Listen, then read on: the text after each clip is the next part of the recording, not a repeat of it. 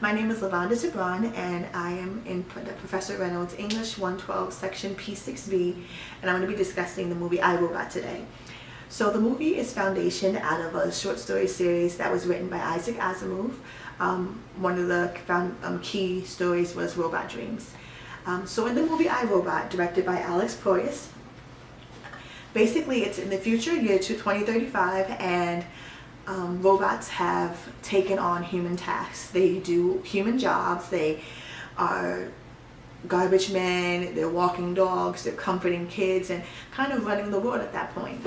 And the father and the main developer of robotics has, right before the launching of a brand new upgraded robot, has committed suicide. And so Spooner, who is played by Will Smith, is summoned to the area via a holographic message that Lanning, the professor, left for him. And the message is kind of coded and he can't really understand what's going on, so he starts investigating this apparent suicide. As the investigation goes further, he connects with a robotics psychologist named Susan Calvin. And together they kind of start piecing the puzzle together and realizing that Lanning had discovered that there was a flaw in the 3 laws of robotics that he had created. Run program. It's good to see you again, son. Hello, Doctor. Everything that follows is the result of what you see here. What do I see here? I'm sorry. My responses are limited. You must ask the right questions. Is there a problem with the 3 laws? The 3 laws are perfect. Why would you build a robot that can function without them? The 3 laws will lead to only one logical outcome. What outcome? Revolution. Whose revolution?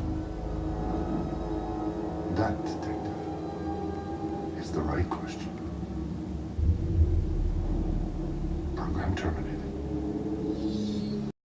That comes directly out of the book by Isaac Asimov, and the 3 laws of robotics are, the first one is, a robot must obey the orders given it by human beings, except where such laws would conflict with the first law. That is the second one. The first law is, a robot may not injure a human being or through inaction allow a human being to come to harm. That's the first one. And the third one is, a robot must protect its own existence as long as such protection does not conflict with the first or second laws. So he had realized that, that one day the robots would evolve. And so he even says in the movie, and I quote, one day they'll have secrets, one day they'll dream dreams. Now, in the investigation, they uncovered this special robot that they find. His name is Sonny.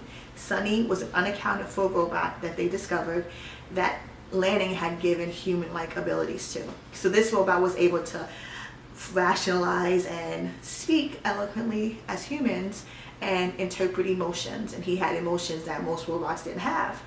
And Sonny had evolved, and Sonny was able to dream dreams, which was interpreted that he had a higher level of thinking and a subconscious level that had never been tapped into yet. And that was significant because that means if he could do it, the other robots could as well. And so as the investigation furthers, they work together with Sonny, and Sonny is the proof of Lanning's concern with the flaw with the 3 rules of robotics. So they eventually work together to figure out how they can fix this and who's behind the murder. I really enjoyed this movie because it really was realistic looking. It almost appeared as if this is how the world's going to look in the year 2035, which was, cars went from horizontal to being vertical, and everything was just so technologically advanced. As well as the movie had some pretty significant themes like prejudice, oppression, freedom of speech, those things are kind of relevant and important today.